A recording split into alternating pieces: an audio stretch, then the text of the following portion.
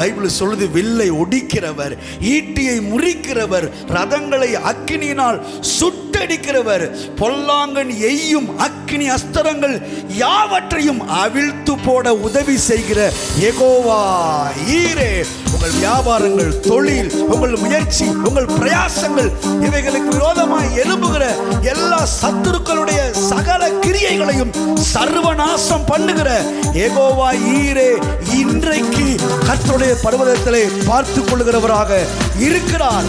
அவர் ஆபிரகாமுக்கு மாத்திரமல்ல, ஆபிரகாமின் சந்ததியாகிய உங்களுடைய எங்களுடைய தெய்வமாய் இருக்கிறார்.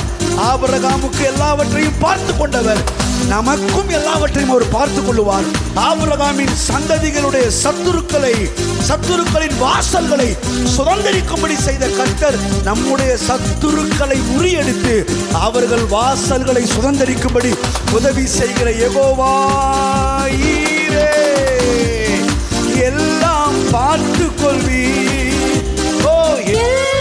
வரக்கூடிய புதிய மாதத்துல 11வது மாதத்துல கர்த்தர் எல்லாவற்றையும் பார்த்துக் கொள்வார்.